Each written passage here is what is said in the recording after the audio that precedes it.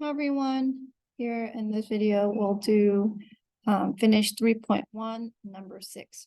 So ball is thrown upward and the height of the ball in feet, just f of x, can be modeled by f of x equals negative 0.3 x squared plus 2.7 x plus 7, where x is the ball's horizontal distance from where it was thrown.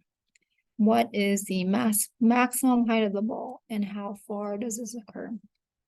Okay, so in order to think about this problem, let's look at the quadratic function. And here the quadratic function is negative. When a is negative, we learned earlier that the parabola opens downward. Then the vertex would be a maximum point. And so when asked what is the maximum height of the ball, that's the y value of the vertex. This here, f of x is the height of the ball. And how far this occurs is the x value of the vertex.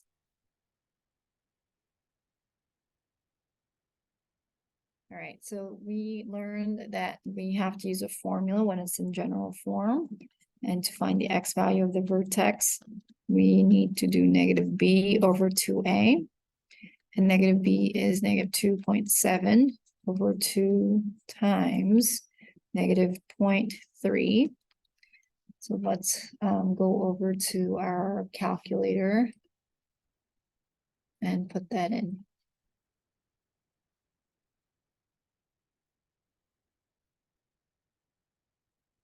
Okay, so we have, I'm going to do alpha y equals, get my fractions, and put negative 2.7 2 times negative 0.3, and that'll give us 4.5. Okay, so we'll go back and write that in. We have 4.5 feet, and that's how far this occurs.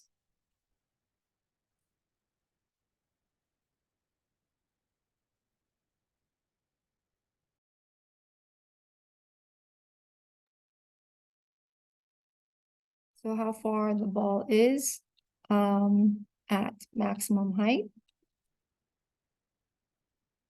And so the y value of the vertex, we now plug in 4.5 in to the function of 4.5. That'll give us negative 0.3, 5 squared.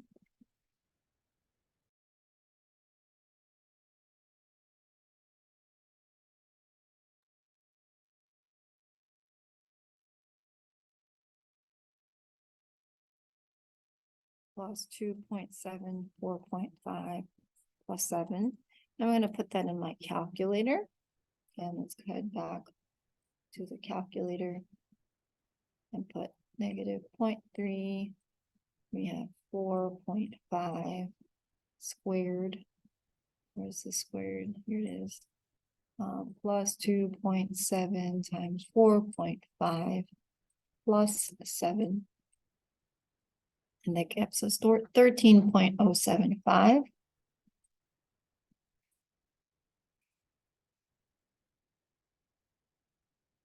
And we'll round that to 13.1. And that's going to be your maximum height. Okay, let's look at letter B. How far does the ball travel before hitting the ground? This is going to be your x-intercept, right, where the ball lands on the ground. And so the x-intercept, first we have to set the whole equation equal to 0. So 0 equals negative 0.3 x squared plus 2.7 x plus 7. At this time, we can't factor this, so we have to resort to use a quadratic formula. So A is negative 0.3, B is 2.7, and C is 7. So we have negative 2.7. Or that's actually, what was the quadratic formula? The quadratic formula was x equals negative b plus or minus the square root of b squared minus 4ac all over 2a. So let's plug the b value in, negative 2.7 plus or minus b squared, 2.7 squared minus 4 times negative 0.3. Keep writing 0 there, but it's just 0.3 times 7, and that's divided by 2 times negative 0.3. I'm going to go straight to my calculator and type that all in.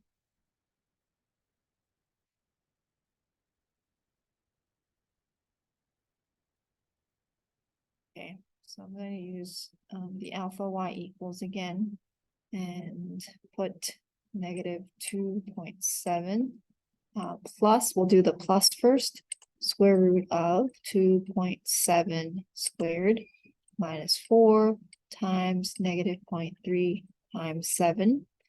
And that's over 2 times negative 0.3. And that gives us negative 2.1. And I also have to calculate the minus. And so I've copied and pasted. And then what I'm going to do is I'm going to head over, to up. Hi. I'm going to change this plus sign and make that a minus sign. And so that way we can get the plus and the minus versions of the answer. So we get 11.1. So two solutions, negative 2.1 and 11.1.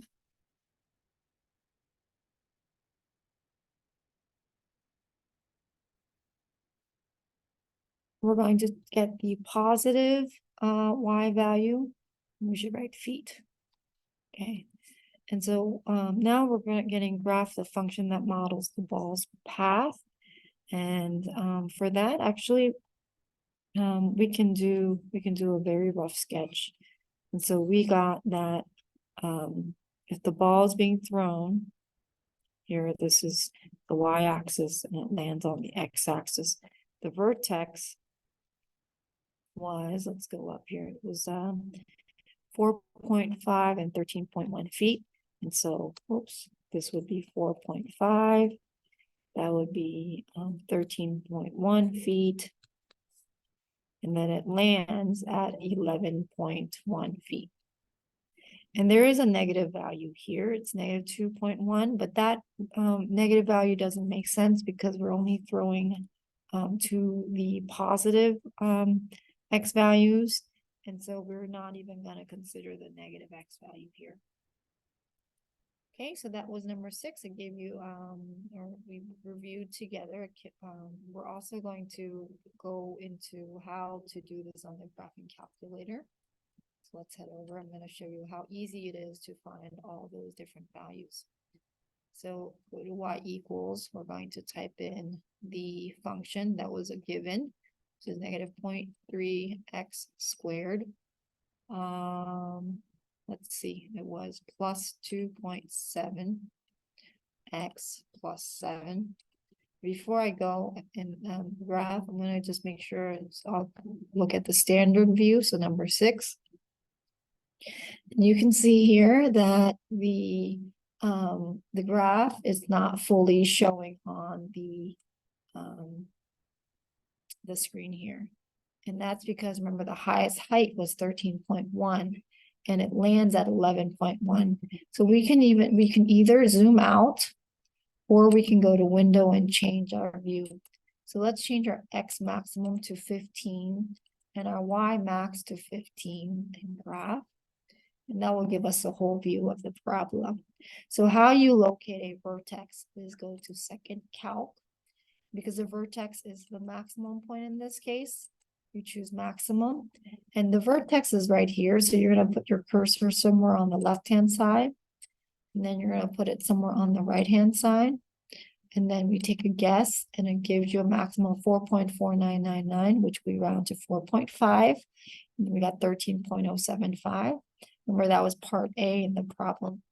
And so it's a really quick way. The graphing calculator gives it to you in less than a second, where it took us a little bit of time to work that out.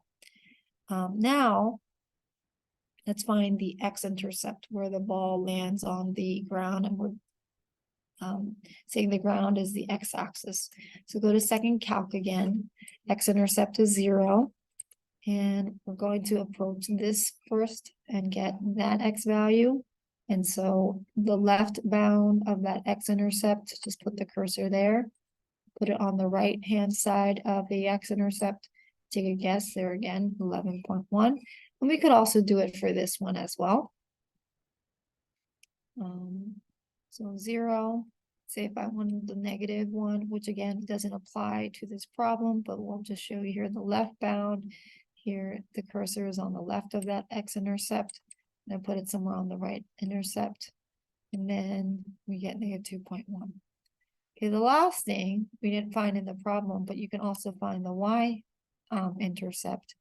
And you can do that by putting in value and put in 0. The y-intercept is 7. Okay, so we were able to find both zeros, the x-intercepts. They have 2.1, 11.1. We were able to find the y-intercept 7. We're also able to locate the vertex. You could also use table of values. It gives you a nice table of values here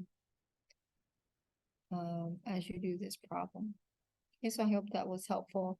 And I wanted to make sure that you had the solutions to the last problem on your 3.1 guided notes.